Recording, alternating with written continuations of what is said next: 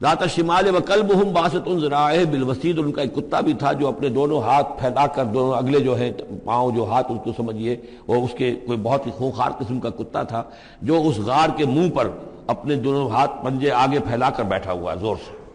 اس کا نتیجہ کیا نکلتا تھا؟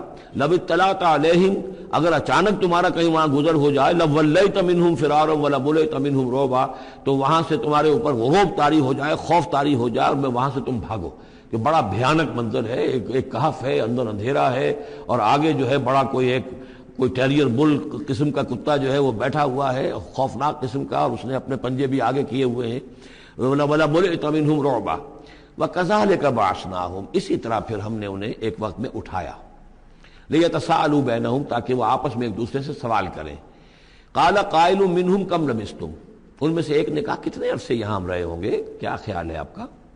قَالُوا لَبِثْنَا يَوْمًا أَوْ بَعْضَ يَوْمٍ، انہوں نے کہا کہ ہم رہے ہوں گے ایک دن یا دن کا کچھ حصہ، تھوڑی سی نیند ہم نے لی ہے، استراحت کی ہے، اور کیا کیا ہے۔ قَالُوا رَبُّكُمْ أَعْلَمُ بِمَا لَبِثْتُمْ، کچھ اور تھے، انہوں نے کہا چھوڑو اس بات کو، اللہ تمہارا جانتا ہے کتنی دیر رہے، 2 گھنٹے رہے، 2 دن رہے، کیا پتا، ہمیں کیا معلوم۔ فَبْعَثُوا أَحَدَكُمْ بِوَرِقِكُمْ هَٰذِهِ، تو لو یہ چاندی کا سکہ، ورق جو ہے چاندی کو کہتے ہیں، تو اس کو دے کر ایک آدمی کو بھیجو إِلَى الْمَدِينَةِ، شہر کی طرف، فَلْيَنظُرْ، وہ دیکھے، أَيُّهَا أَزْكَىٰ طَعَامًا، کہاں سے کوئی پاکیزہ خوراک مل سکے۔ ظاہر بات ہے کہ وہ ان کا جو تصورات تھے، موحد بھی تھے، تو وہ پاکیزہ کھانا بھی چاہتے تھے۔ أَيُّهَا أَزْكَىٰ طَعَامًا فَلْيَأْتِكُم بِرِزْقٍ مِّنْهُ، تو اس میں سے کچھ ہمارے لیے راشن لے آئے۔ وَلْيَتَلَطَّفْ، اور دیکھے کہ وہ نرمی کرے، کسی سے جھگڑ نہ پڑے، کہیں کسی سے جھگڑ پڑا اور جھگڑنے کی وجہ سے پھر کوئی شکل ہو جائے تو ہم تک لوگ پہنچ جائیں، تو بڑی نرمی کے ساتھ وہ معاملہ کرے۔ یہ وَلْيَتَلَطَّفْ نوٹ کر لیجئے، یہ تعداد حروف کے اعتبار سے قرآن مجید کا نصف ہے۔ وَلْيَتَلَطَّفْ کا تے نصف اول میں ہے، لام یہ نصف ثانی میں ہے، یہ نصف ہے تعداد حروف، الفاظ نہیں، حروف، الفابیٹس جو ہیں، جو حروف کی گنتی کی گئی ہے اس کے اعتبار سے یہ ٹھیک نصف ہو گیا، آدھے حروف اس کے تا پر پورے ہو گئے اور بقیہ آدھے جو ہیں شروع ہو رہے ہیں لام سے۔ وَلْيَتَلَطَّفْ، اور نرمی کا معاملہ رکھے، وَلَا يُشْعِرَنَّ بِكُمْ أَحَدًا، اور ایسا نہ ہو کہ وہ ہمارے اوپر متنبع کر دے، لوگوں کو مطلع کر دے، اس کا ذریعہ بن جائے۔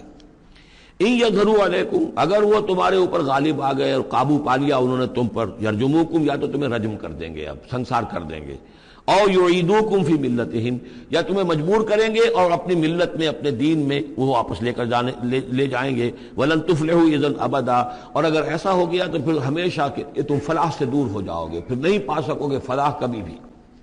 وَكَذَلِكَ أَعْثَرْنَا عَلَيْهِمْ، اس طرح ہم نے مطلع کر دیا ان لوگوں پر، یعنی اب وہاں کے لوگوں نے، شہر کے لوگوں کو مطلع ہو گئے کہ یہ لوگ، ظاہر بات ہے کہ بڑا ایک چرچا ہو گیا ہوگا یہ کون ہے۔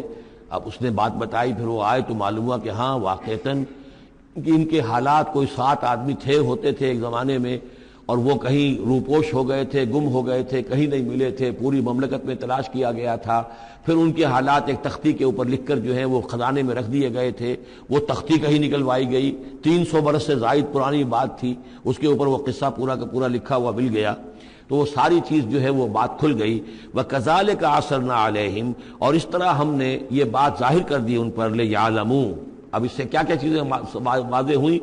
ان وعد اللہ حق وان الساعۃ لا ریب فیہا، اللہ کا وعدہ سچا ہے اور یہ کہ قیامت کے بارے میں کوئی شک نہیں ہو سکتا، آتیۃ لا ریب فیہا، وہ آ کر رہے گی۔ اس لیے کہ جب 300 برس تک ایک آدمی سویا رہ سکتا ہے اور پھر وہ اٹھ گیا تو کیا مشکل ہے اللہ کے لیے کہ وہ جو مر چکے ہوں ان کو دوبارہ زندہ کر دے۔ اذ یتنازعون بینہم امرہم، اب وہ ان کے بارے میں آپس میں جھگڑنے لگے کہ کیا کرنا چاہیے ان کا معاملہ۔ وہ تو جا کر اپنی غار کے اندر دوبارہ سو گئے اور اب اللہ نے ان کے اوپر موت جو ہے حقیقی موت وارد کر دی۔ اب کیا کرنا چاہیے؟ اذ یتنازعون بینہم امرہم، تو انہوں جب کہ وہ آپس میں جھگڑ رہے تھے، فقالوا ابنوا علیہم بنیانا، کچھ لوگوں نے کہا کہ یہاں پہ ایک یادگار تعمیر کر دی جائے، ایک عمارت تعمیر کی جائے، معلوم ہو کہ یہاں اتنا بڑا واقعہ ہوا ہے تو اس کے پاس ایک یادگار تعمیر ہو۔ ربہم اعلم بہم، ان کا رب ان سے اب بہتر واقف ہے۔ قال الذین غلبوا علی امرہم، تو جن لوگوں کی بات مانی گئی، جو غالب آئے اپنی رائے کے اعتبار سے، انہوں نے یہ کہا لنتخذن علیہم مسجدا، کہ اب ہم یہاں پر ایک مسجد تعمیر کریں گے ان کی یاد میں۔ اب یہاں تک کا واقعہ بیان کر کے فرمایا سیقولون ثلاثۃ رابعہم کلبہم، یہ لوگ کہیں گے کہ وہ 3 تھے اصحاب کہف اور چوتھا تھا ان کا کتا. وَيَقُولُونَ خَمْسَةٌ سَادِسُهُمْ كَلْبُهُمْ، اور کچھ یہ کہیں گے کہ نہیں وہ 5 تھے اور چھٹا تھا ان کا کتا. رجمم بالغیب، یہ ساری باتیں جو یہ کہہ رہے ہیں یہ اندھیرے کے اندر ٹامک ٹوئیاں ہیں، یہ تیر تکے چلا رہے ہیں اندھیرے کے اندر. وَيَقُولُونَ سَبْعَةٌ وَثَامِنُهُمْ كَلْبُهُمْ، اور ان میں سے کچھ وہ بھی ہیں جو کہتے ہیں کہ وہ 7 تھے اور 8واں ان کا کتا تھا. قُلْ رَبِّي أَعْلَمُ بِعِدَّتِهِمْ، کہہ دیجئے کہ میرا رب زیادہ بہتر جانتا ہے کہ ان کی تعداد کتنی تھی. مَا يَعْلَمُهُمْ إِلَّا قَلِيلٌ، نہیں جانتے اس چیز کو مگر بہت کم لوگ. یہاں قرآن مجید نے صراحت تو نہیں کی، لیکن مفسرین کا کہنا یہ ہے کہ بٹوین دی لائن بتا دیا کہ یہی رائے صحیح ہے، اس لیے کہ ثلاثۃ رابعہم کلبہم، خمسۃ سادسہم کلبہم، درمیان میں واو نہیں ہے، لیکن سبعۃ وثامنہم کلبہم اس کے اندر جو ہے زور ہے. دوسرے یہ کہ جب وہ جاگے تھے تو ایک نے سوال کیا تھا کتنے دن ہم رہے ہوں گے، پھر جواب میں 3 نے کہا تھا 1 دن یا اس کا کچھ حصہ، اس لیے کہ 3 سے کم پر جمع کا اطلاق نہیں ہو سکتا. قالو جو ہے صیغہ جمع کا ہے، 3 سے کم پر نہیں، 2 ہوتے تو قالا ہوتا.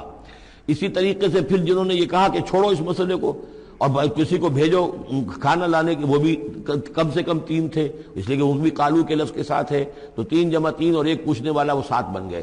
ویسے یہ کہ گبن کی کتاب میں بھی میں نے آپ کو بتایا 7 سلیپرز، یہ گویا کہ ان کی ہاں بھی جو ٹریڈیشنز ہیں ان کی روایات جو تاریخی چلی آ رہی ہیں ان میں یہ کہانی کے طور پر یہ چیز موجود ہے ان کے لٹریچر کے اندر. تو گویا کہ اللہ نے تائید اسی کی ہے، لیکن یہ کہ اس میں جھگڑنے کی ضرورت کیا ہے. فلا تمہارے فیہم الا مران ظاہرا، تو اس معاملے کے اندر اے نبی آپ ان سے کچھ زیادہ جھگڑیے مت. ولا تستفت فیہم منہم احدا، اور نہ ہی ان چیزوں کے بارے میں ان میں سے کسی سے پوچھیے، اس لیے کہ یہ چیزیں ایسی نہیں ہیں. اسی میں ہمارے لیے ہدایت ہے. جو چیز دینی اعتبار سے اہم نہ ہو، اور جو خاص طور پر جو ہمارے لیے جو اصل مسئلہ اس وقت ہے اقامت دین کی جد و جہد، اصل مسئلہ، اس کے اعتبار سے جس کی اہمیت نہ ہو، اس کے بارے میں زیادہ چھان بین کرنا، زیادہ بحث و نظام میں پڑھنا جو ہے وقت ضائع کرنا ہے، بلکہ وہ اپنی اس جد و جہد کو نقصان پہنچانے والی بات ہے. فلا تمہارے فیہم الا مران ظاہرا ولا تستفت فیہم منہم احدا ولا تقولن لشیء، یہ بہت اہم واقعہ آ رہا ہے یہاں. اس واقعے میں حضور صلی اللہ علیہ وسلم سے ایک سہو ہو گیا تھا. جب یہ سوالات کیے گئے تو حضور نے فرمایا ٹھیک ہے میں اس کا جواب دے دوں گا، تم آنا.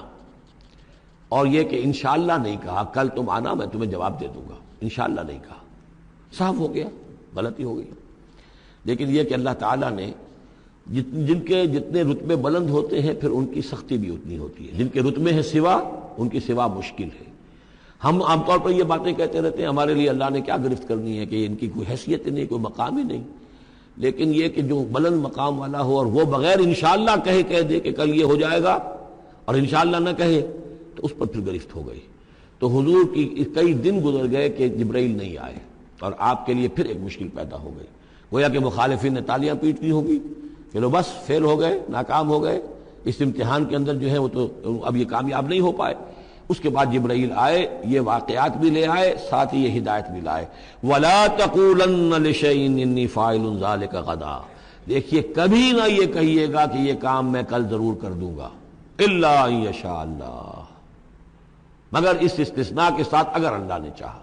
یہ ہماری تہذیب کے اب یوں سمجھیے کہ کچھ کلمات ہیں سماجی، ہمارے ثقافت کے، ان کے اندر جو ہے توحید کی روح جو ہے وہ کوٹ کوٹ کر بھری ہوئی ہے.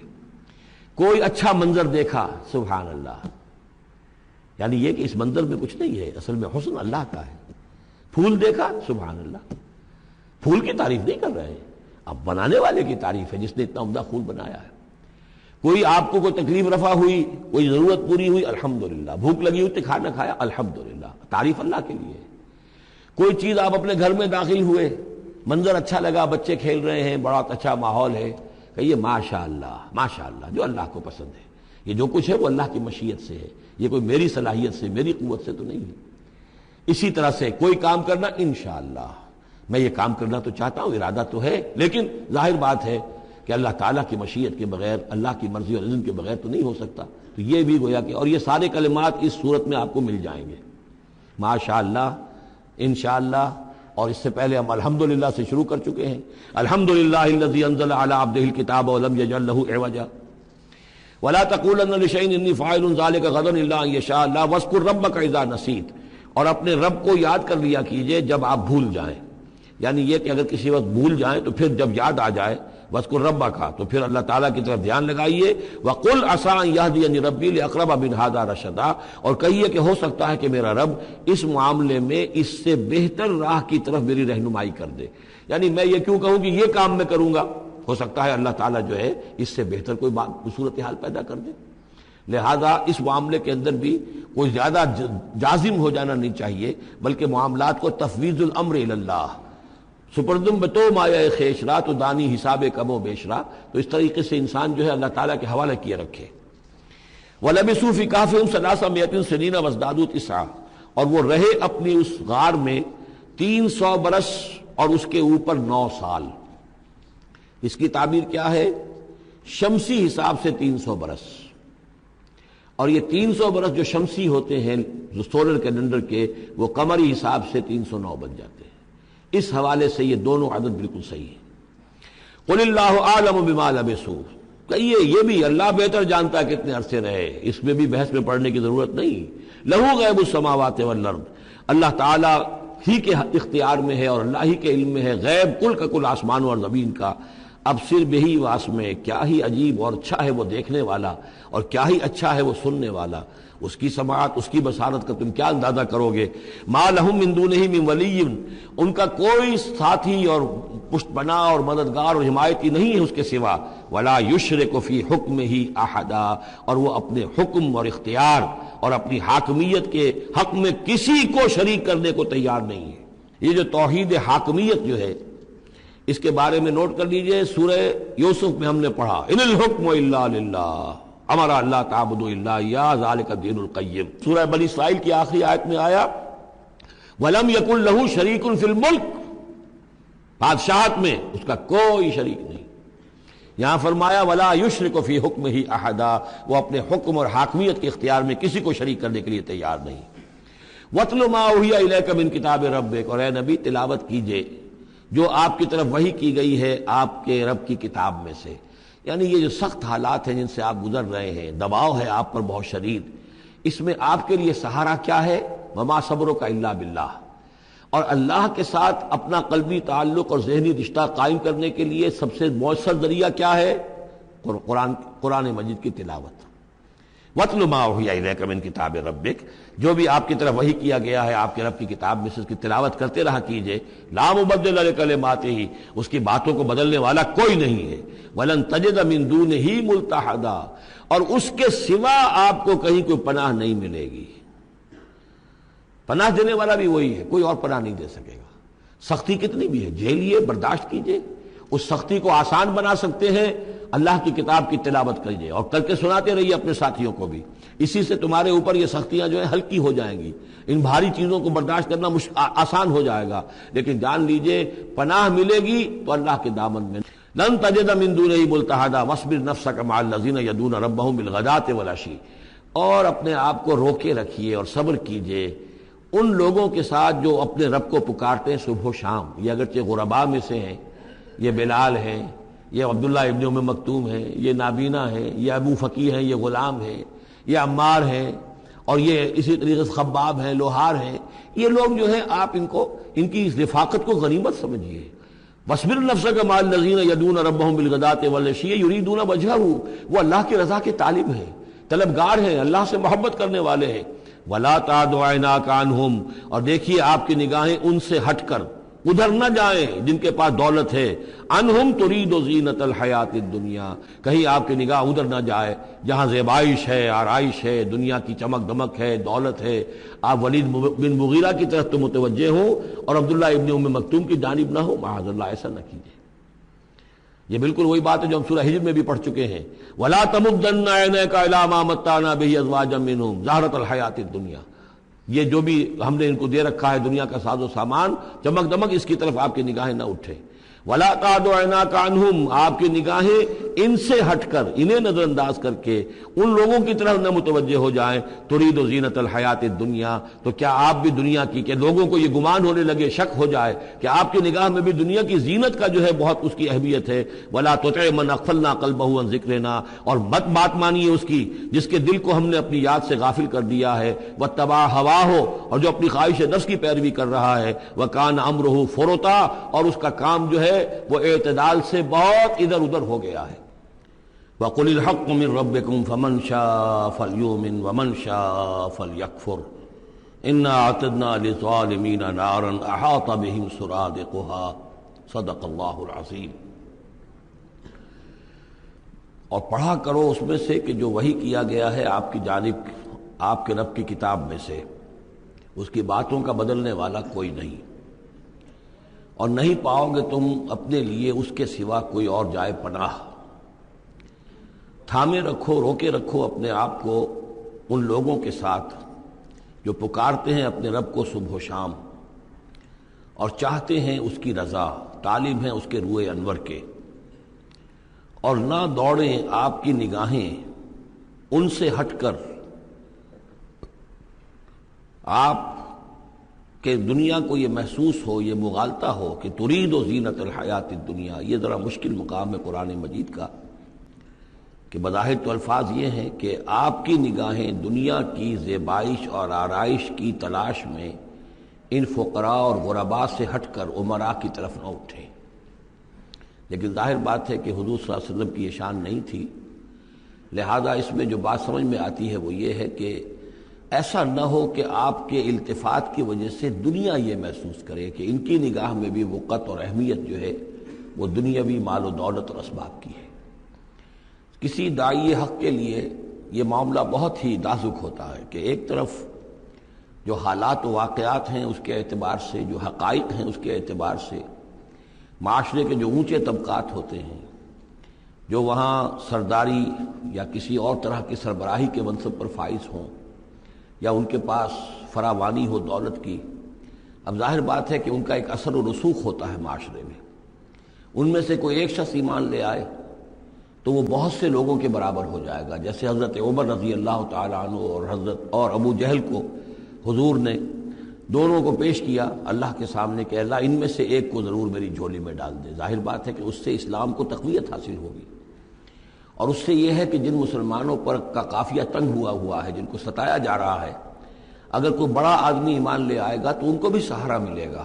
جیسے کہ حضرت عمر اور حضرت حمزہ کے ایمان لانے کے بعد جو غرباء تھے، فقراء تھے اور جو غلام تھے انہیں ستایا جا رہا تھا، انہیں کچھ ریلیف ملا ہے.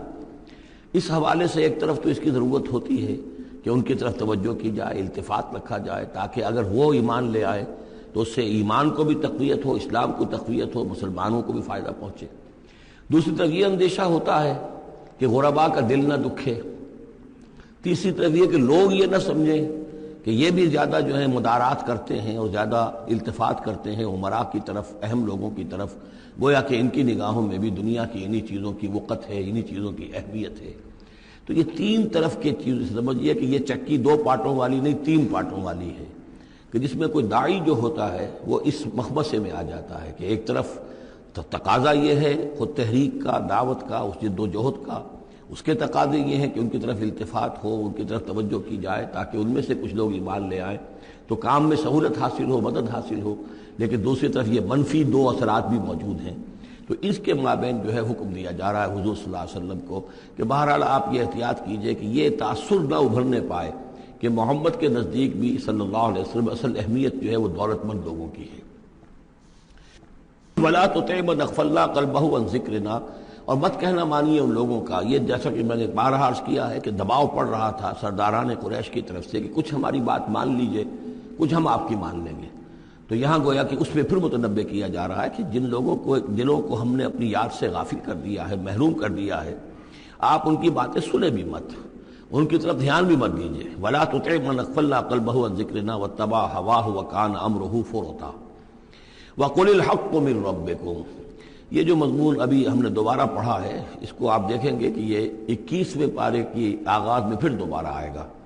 کہ جب بھی شدید کشاکش کا دور آیا ہے تو اس میں یہی ہدایات اللہ تعالیٰ کی طرف سے آئی ہیں حضور کو اور حضور کی وساطت سے تمام اہل ایمان کو، کہ قرآن مجید کے ساتھ تمسک جو ہے اور مضبوط کرو، قرآن مجید کے ساتھ اپنے تعلق کو اور گہرا کرو، اور اس کو پڑھنا اور اس کا جو ہے اس کے ساتھ جو ہے اپنے اوقات کا بسر کرنا، اس میں اور اضافہ کرو، اسی سے تم ان شدائد اور مصائب کا مقابلہ کر سکو گے۔ وَقُلِ الْحَقُّ مِن رَبِّكُمْ، اور کہہ دیجئے یہ حق ہے میرے رب کی طرف، تمہارے رب کی طرف سے جو میں پیش کر رہا ہوں۔ فَمَن شَاءَ فَلْيُؤْمِنْ وَمَن شَاءَ فَلْيَكْفُرْ، تو اب جو چاہے ایمان لائے، جو چاہے کفر کرے۔ یہ بالکل وہی بات ہے جو سورۃ الدہر میں کہی گئی ہے کہ اما شاکرا و اما کفورا، ہم نے پورا اختیار دے دیا، انا ہدیناہ السبیل اما شاکرا و اما کفورا، یہ اختیار ہم نے انسان کو دیا ہے، چاہے شکر گزار بندہ بنے، چاہے کفران نعمت کی روش اختیار کرے۔ تو یہاں انداز یہ ہے کہ آپ ان کفار سے کہہ دیں کہ میں دعوت پیش کر رہا ہوں، اب تمہیں ایمان لانا ہے لاؤ، کفر کرنا ہے کفر کرو، لیکن بین کی کوئی بات نہیں ہو سکتی ہے، کوئی گیو اینڈ ٹیک، کوئی جو ہے کمپرومائز یہ ممکن نہیں ہے۔ قُلِ الْحَقُّ مِن رَبِّكُمْ، ٹیک اٹ اور لیو اٹ، یہ حق ہے تمہارے رب کی طرف سے، چاہے اسے چھوڑ دو تو پورے کو چھوڑنا ہوگا، قبول کرنا ہے تو پورے کو کرنا ہوگا۔ فَمَن شَاءَ فَلْيُؤْمِنْ وَمَن شَاءَ فَلْيَكْفُرْ إِنَّا أَعْتَدْنَا لِلظَّالِمِينَ نَارًا، ہم نے ظالموں کے لیے، کافروں کے لیے، مشرکوں کے لیے آگ تیار کر رکھی ہے، احاطہ بہم سرادقها، اس کی قناتیں ان کا احاطہ کر لیں گی، وہ قناتوں کی شکل میں آگ ہوگی، ان کو گھیرے میں لے لیں گی۔ وَإِن يَسْتَغِيثُوا، اور اگر وہ پیاس سے جہاں بلب ہو کر پانی مانگیں گے، يُغَاثُوا بِمَاءٍ كَالْمُهْلِ يَشْفِي الْوُجُوهَ، تو انہیں ایسا پانی دیا جائے گا پینے کے لیے کہ جیسے بھول، یہ جو محل کے ترجمے کئی کیے گئے ہیں، کھولتے تیل کی تلچھٹ، لاوا، پگھلا ہوا تانبا اور پیپ وغیرہ، مان سدید، ان میں، اور وہ اتنا گرم ہوگا یشوی الوجوہ کہ ان کے چہروں کو بھون دے گا۔ بیس الشراب، بہت ہی بری شے ہوگی پینے کی، وساعت مرتفقہ، اور یہ ان کے لیے ان کی آرام گاہ جو بنے گی جہنم، بہت ہی بری آرام گاہ ہوگی۔ اس کے برعکس وہی سائملٹینیس کنٹراسٹ کا اسلوب، ان الذین آمنوا وعملوا الصالحات، جو لوگ ایمان لائیں اور نیک عمل کریں، انا لا نضیع اجر من احسن عملا، ہمارا یہ اصول نہیں ہے کہ جو لوگ اچھے عمل کریں ان کے اجر کو ہم ضائع کر دیں، ان کا اجر بھرپور انہیں ملے گا۔ اولئک لہم جنات عدن تجری من تحتہم الانہار، یہ وہ لوگ ہیں کہ جن کے لیے ہیں وہ رہنے والے باغات، ریزیڈینشل گارڈنز، جن کے دامن میں ندیاں بہتی ہوں گی، یحلون فیہا من اساور من ذہب، انہیں پہنائے جائیں گے وہاں کنگن سونے کے، ویلبسون ثیابا خضرا من سندس، اور ان کو وہ پہنیں گے وہاں پر کپڑے سبز رنگ کے، باریک ریشم کے اور گاڑھے ریشم کے، یعنی اوپر کا لباس جو ہوگا وہ باریک ریشم کا ہوگا اور جو نیچے کا لباس ہوگا وہ گاڑھے ریشم کا ہوگا۔ متکئین فیہا علی الارائک، اور وہ وہاں پر تکیہ لگائے ہوئے، ٹیک لگائے ہوئے بیٹھے ہوگے تختوں کے اوپر۔ نعم الثواب، کیا ہی اچھا بدلہ ہوگا، وحسنت مرتفقہ، اور کیا ہی خوب ان کے لیے آرام گاہ ہوگی۔ 5ویں رکوع میں ایک مکالمہ آ رہا ہے دو اشخاص کا۔ ایک شخص وہ ہے کہ جس کو اللہ نے دنیاوی نعمتیں جو بھی اس دور کی تھیں بھرپور دی ہیں، مادی وسائل بھرپور دے رکھے ہیں، اور وہ اس قدر اس کا معاملہ ٹھیک چل رہا ہے کہ ہوتے ہوتے اس کی نگاہ اب اللہ کی طرف سے ہٹ کر ان مادی اسباب و وسائل ہی پر جم گئی ہے، اس کا توکل اور اعتماد اسی پر قائم ہو گیا ہے۔ ایک دوسرا شخص ہے دنیاوی اعتبار سے مرفع الحال نہیں ہے، اس کے پاس دولت نہیں ہے، دنیاوی چیزیں نہیں ہیں، لیکن وہ اللہ تعالیٰ کی معرفت اسے حاصل ہے۔ وہ اس دولت مند آدمی کو کوئی نصیحت کرتا ہے کہ تم اللہ کو بھول گئے ہو، تمہیں چاہیے کہ ہم تمام چیزوں کے اوپر جو بھی اللہ نے تمہیں دی ہیں اس کا شکر ادا کرو، اس کا حق ادا کرو۔ لیکن اس نے اپنے گھمنڈ میں آ کر اسے بہت تلخ جواب دیا کہ میرے پاس یہ سب کچھ ہے تو گویا کہ میں اللہ تعالیٰ کا لاڈلا ہوں، چہیتا ہوں، تم جوتیاں پٹخار رہے ہو، تمہارے پاس کچھ نہیں ہے، تمہاری کوئی حیثیت نہیں ہے، تمہاری حیثیت ہی نہیں کہ مجھے تم واعظ بھی کہو۔